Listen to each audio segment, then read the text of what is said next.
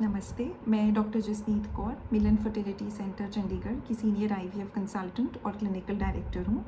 हमने ये वीडियो बनाना ज़रूरी इसलिए समझा ताकि हमारे पेशेंट्स को काफ़ी क्लैरिटी हो कि जो आईवीएफ का प्रोसीजर जिसमें उन्होंने इनरोल किया है वो कैसे किया जाता है। अब पहले तो जैसे आपको मालूम होगा कि आईवीएफ का प्रोसीजर पीरियड के पहले या दूसरे दिन शुरू किया जाता है। इसमें बेसिकली हम लेडी को इंजेक्शंस देते हैं 10 से 11 दिन के लिए, क्योंकि हमारा मकसद ये होता है कि एक साइकिल में जितने भी अंडे रिक्रूट हुए हैं वो सारे के सारे ग्रो किए जाएं। अब जो इंजेक्शंस हैं उनकी जो डोज़ है वो डिपेंड करती है कि फ़ीमेल की एज कितनी है, उनके एग नंबर्स कितने हैं और उनका वेट या बीएमआई कितना है। अब इन इंजेक्शंस के बारे में एक बात जो मुझे लगता है बहुत ज़रूरी है वो है कि उनकी कोल्ड चेन और उनकी टेक्निक ऑफ एडमिनिस्ट्रेशन। ये जो इंजेक्शंस हैं ये बहुत ज़्यादा टेम्परेचर सेंसिटिव होते हैं, इसलिए हम चाहते हैं कि ये इंजेक्शंस आप आईवीएफ क्लिनिक में ही लगवाएं, क्योंकि जो हमारी सिस्टर्स हैं वो इन इंजेक्शंस को लगाने में बहुत ट्रेंड हैं और हमारे लिए एक एक ड्रॉप इंजेक्शन की बहुत ज़रूरी है, क्योंकि अगर ये इंजेक्शन सही से नहीं लगेंगे तो हमारी जो रिस्पॉन्स है उसमें बहुत फ़र्क आएगा।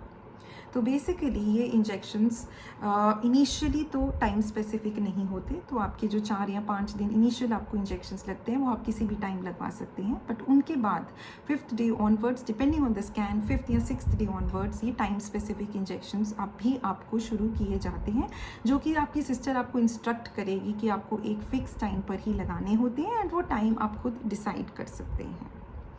अब उसके बाद साथ ही साथ बहुत सारी हम मॉनिटरिंग्स करते हैं टू इंश्योर कि जो आपकी एग्स है उनकी ग्रोथ सही से हो रही है या नहीं, जो हम आपको डोज दे रहे हैं वो एडिक्वेट है या नहीं, ज़्यादा तो नहीं है, कम तो नहीं है। तो इसलिए हम आपको अल्ट्रासाउंड मॉनिटरिंग्स के लिए बुलाते हैं। पहला अल्ट्रासाउंड मॉनिटरिंग यूजुअली आपके इंजेक्शन शुरू होने के 4th या 5th डे होता है, उसके बाद ये ऑल्टरनेट डे यूजुअली हम करते हैं। हमारा एम होता है देखना कि एग्स के साइजेस क्या हैं एंड जब हमारे एग्स जो है वो सही साइज़ पर पहुंच जाते हैं तब हम आपको एक ट्रिगर का इंजेक्शन भी देते हैं।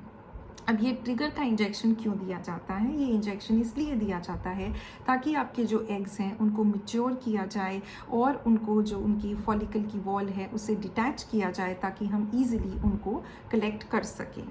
अब जो ट्रिगर का इंजेक्शन होता है वो यूजुअली रात को दिया जाता है, उसके लिए भी हम आपको क्लिनिक में बुलाते हैं एंड जो एग रिट्रीवल का प्रोसीजर है वो अंडर एनेस्थीसिया या बेहोशी में किया जाता है एंड इसलिए आपको क्लियर इंस्ट्रक्शंस दी जाती हैं कि आपको उस दिन खाली पेट आना होता है। अब जिस दिन आपका एग रिट्रीवल होता है आपको सुबह बुलाया जाता है एंड दोपहर तक आपको हम डिस्चार्ज कर देते हैं। अब इस प्रोसीजर जो कि 20 से 30 मिनट का प्रोसीजर होता है, हम जो लेडी है उनके हम अल्ट्रासाउंड गाइडेंस के थ्रू जो एग्स हैं उनको हम निकालते हैं, उनको अपनी लैब में रखते हैं।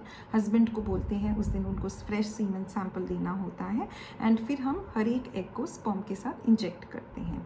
अब अगर हस्बैंड की बात की जाए तो यूजुअली हम उनको बोलते हैं कि हमें एक बैकअप सैंपल जो है वो चाहिए होता है, ताकि उस दिन जिस दिन एग्स निकालने हैं अगर कोई सैंपल में दिक्कत हो या हस्बैंड को फीवर हो जाए या कोई भी दिक्कत हो तो एटलीस्ट हमारा ये जो पूरा प्रोसीजर है ये वेस्ट ना हो। इसलिए ड्यूरिंग जो 10 दिन जिस दिन लेडी के इंजेक्शंस लग रहे होते हैं उनसे पहले भी कभी भी हस्बैंड एक सैंपल जो है वो हमारे पास फ्रीज कराते हैं और एक सैंपल जो है हम फ्रेश सैंपल लेते हैं जिस दिन हमने एग्स निकालते हैं। फिर हम क्या करते हैं, लैब में जब एग निकाले जाते हैं उसके 3 से 4 घंटे के बाद हर एक एग को स्पर्म के साथ फर्टिलाइज किया जाता है जिसको हम इक्सी बोलते हैं एंड फिर हम एम्ब्रियोज को लैब में ग्रो करते हैं। अब depending on the embryo quality वो एम्ब्रियोज जो हैं वो 3 दिन तक या 5 दिन तक लैब में ग्रो किए जाते हैं। 5th डे एम्ब्रियो को हम ब्लास्टोसिस्ट बोलते हैं। हम कोशिश करते हैं अगर गुड प्रोग्नोसिस पेशेंट्स हो या फिर उन पेशेंट्स जिनकी पहले कोई फेलियर रहा हो या कोई भी और कारण हो कि हम ब्लास्टोसिस्ट तक लेकर जाएं, क्योंकि जो ब्लास्टोसिस्ट एम्ब्रियो पहुंच जाता है उसकी जो इम्प्लांट होने की कैपेबिलिटी होती है वो डेफिनेटली बेटर होती है। तो वो हम आपके साथ डिस्कस करते हैं based on patient to patient 3rd day पे भी डिपेंडिंग ऑन एम्ब्रियो क्वालिटी कि हम ब्लास्टोसिस्ट स्टेज पर जाना चाहते हैं या नहीं जाना चाहते।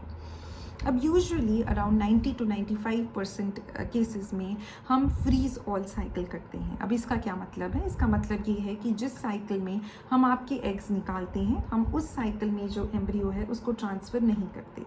अभी कभी कभी तो कोई स्पेसिफिक मेडिकल इंडिकेशन होती है जैसे कि PCOS हो गया या हमें ड्यूरिंग स्टिमुलेशन कुछ ऐसा दिखा जो पहले नहीं दिखा, कोई पॉलिप था या लाइनिंग पतली थी या कोई फ्लूइड आ गया, तो ये तो मेडिकल इंडिकेशंस होती हैं फ्रीजिंग की। बट कभी आप आजकल हमने देखा है कि अगर हम फ्रीज़ कर कर एम्ब्रियोज डालते हैं तो हमारे pregnancy rates around 20 to 30% better होते हैं।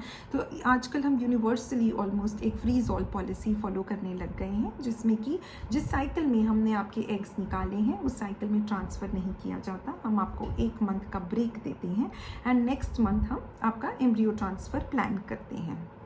अब जो एम्ब्रियो ट्रांसफ़र का प्रोसीजर है वो बहुत ही सिंपल सा प्रोसीजर होता है।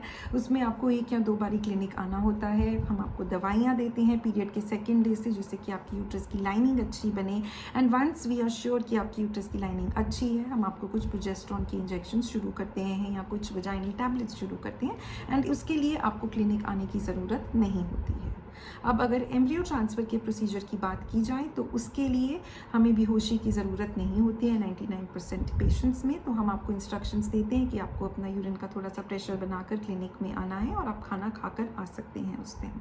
अब हम जो एम्ब्रियोज़ हैं एक बारी में 2 से ज़्यादा ट्रांसफ़र नहीं करते हैं, स्पेशली अगर वो ब्लास्टोसिस्ट हो तो हम 2 से ज़्यादा एम्ब्रियोज़ नहीं करते हैं। एंड इनफैक्ट अगर किसी पेशेंट की कोई मेडिकल इंडिकेशन हो कि उनको ट्विन प्रेगनेंसी करने में उनकी प्रेगनेंसी हाई रिस्क हो जाती है या फिर कोई कपल्स ऐसे होते हैं जिनको ट्विन्स चाहिए नहीं होते, तो उन केसेस में हम सिंगल एम्ब्रियो भी ट्रांसफ़र करते हैं। तो बेसिकली जो एम्ब्रियो ट्रांसफ़र का प्रोसीजर होता है वो बहुत ही कम टाइम का 5 से 10 मिनट का प्रोसीजर होता है, जिसमें कि हम बहुत ही ऑटोमेटिकली आपके जो एम्ब्रियोज हैं वो आपके यूट्रस के अंदर अंडर अल्ट्रासाउंड गाइडेंस डालते हैं। उसके बाद हम आपको कुछ डिस्चार्ज मेडिसिन्स देते हैं जिसमें मेनली प्रोजेस्टेरोन और ईस्ट्रोजन सप्लीमेंट्स होते हैं एंड वो आपको अच्छे से समझाए जाते हैं। एंड पेशेंट्स जब हमारे से पूछते हैं कि एम्ब्रियो डालने के बाद क्या हमको बेड रेस्ट करना है, तो हम उनको ये बोलते हैं प्लीज़ बिल्कुल भी नहीं, आप अपनी नॉर्मल सारी एक्टिविटीज़ कंटिन्यू कर सकते हैं, स्ट्रेस नहीं लेना, बिल्कुल भी बेड पे लेटे नहीं रहना। बट एक चीज़ जो ध्यान रखनी है वो ये है कि आपने अपनी मेडिकेशंस जो हैं वो अच्छे से और टाइम से लेनी है। तो जो आपका एम्ब्रियो ट्रांसफ़र का रिज़ल्ट है वो 2 वीक्स के बाद आता है। एंड अगर आपकी प्रेगनेंसी हो जाती है तो आपको हम बताते हैं कि जो ये मेडिसिन्स हैं ईस्ट्रोजन और प्रोजेस्टेरोन वाली, ये आपने कंटिन्यू करनी होती है। यूजुअली हम 3 मंथ्स तक कंटिन्यू करते हैं एंड उनके बाद ये जो मेडिसिन्स एंड टैबलेट्स हैं ये टेपर की जाती हैं एंड 3 मंथ्स के बाद आपकी प्रेगनेंसी एक नॉर्मल प्रेगनेंसी की तरह हो जाता है। अगर अनफॉर्चुनेटली आपका रिज़ल्ट नेगेटिव आता है तो हम आपको बुलाते हैं एक डिस्कशन के लिए कि हम क्या डिफरेंट कर सकते हैं नेक्स्ट साइकिल में। और अगर आपके एम्ब्रियोज फ्रोज़न पड़े हैं तो बहुत अच्छी बात होती है। तो फिर नेक्स्ट टाइम जो अटैम्प्ट लेना है वो बहुत ही सिंपल सा अटैम्प्ट होता है। अब आपको वो इंजेक्शंस वाला प्रोसेस नहीं करना होता, पर आपके जो एम्ब्रियोज फ्रोज़न हैं वही सिर्फ ट्रांसफ़र किए जाते हैं। बट हम आपके साथ एक डिटेल डिस्कशन करते हैं, कुछ एक्स्ट्रा दवाइयाँ ऐड करते हैं जिससे कि आपके एम्ब्रियोज की जो स्टिकिंग कैपेबिलिटी है वो थोड़ी सी ज़्यादा हो जाए। बट इन केस ऐसा नहीं है, आपके पास एम्ब्रियोज फ्रोज़न नहीं है, तो फिर भी हम आपको बताते हैं कि आपको नेक्स्ट स्टेप क्या लेना चाहिए। तो ये था इन शॉर्ट में IVF प्रोसीजर। अगर आपको और भी कोई क्वेरीज हैं या डाउट्स हैं तो प्लीज़ आप हमारे से पूछ सकते हैं। Thank you so much for a patient listening.